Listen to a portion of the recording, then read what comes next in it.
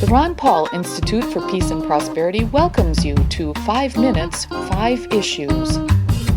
Starting in 5, 4, 3, 2, 1. Hello, I am Adam Dick, a Ron Paul Institute Senior Fellow. Let's start. Issue 1. Ron Paul Institute Chairman Ron Paul suggested in his column this week that Americans should take inspiration from the Brexit vote. Indeed, the United States government should exit a few things, writes Paul, such as NATO, which Paul calls a Cold War relic that is stirring up conflict, including with military exercises on the Russian border. Also on Paul's exit list are so-called free trade agreements designed to benefit well-connected elites, the Patriot Act, and the Federal Reserve that funds U.S. wars. Paul concludes, "We should make a longer list of those things we would like to get rid of. I am only getting started." Issue 2. Back in May, I commented in a 5 Minutes, 5 Issues episode regarding the U.S. House of Representatives and Senate, including provisions in Department of Veterans Affairs appropriations legislation that would allow VA doctors to recommend marijuana to patients in accordance with state law.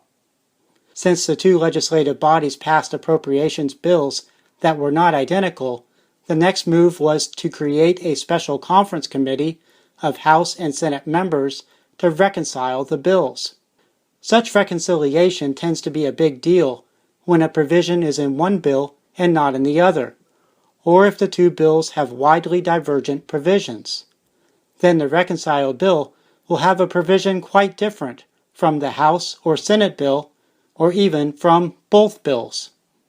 But sometimes bills to be reconciled contain two provisions that would both move the law in the same direction, as in this case. Then the expectation is that one or the other provision or a similar compromise provision will be in the final bill. That was not the result in this case. Instead, last week, the conference committee entirely left out the marijuana law liberalization from the reconciled bill.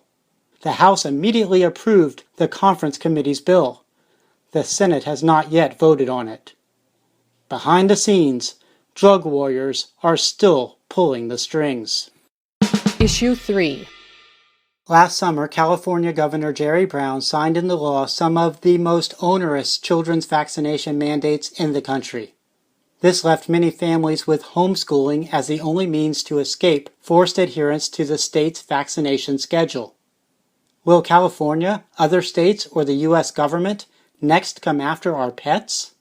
New York City veterinarian Timothy Mann explains in his Tuesday Dogster article why he does not just give every dog vaccinations according to a predetermined schedule.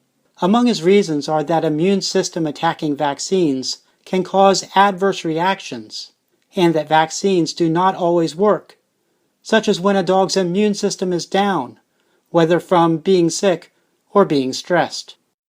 Issue 4.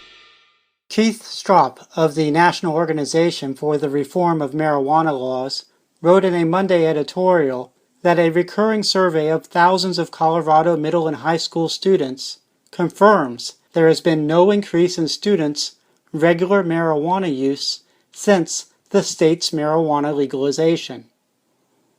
That is interesting, but the youth marijuana use issue was always a nonsensical distraction in the legalization debate. As Stroup writes, "It is a rather silly argument that adults should only be allowed to engage in conduct appropriate for adolescents." Issue 5. The U.S. government's mass surveillance took another step forward last week, with Hawaii Governor David Ige signing into law putting Hawaii residents who own guns, as well as visitors to Hawaii who bring guns with them, into a Federal Bureau of Investigation database. Expect more states to join in the surveillance expansion. This is in addition to states dumping mental health information, driver license photos, and other information into U.S. surveillance databases over the last few years. Big Brother is receiving much help from Hawaii and other little brothers. That's a wrap. Transcripts of 5 Minutes, 5 Issues episodes, including links to related information, are at the Ron Paul Institute blog.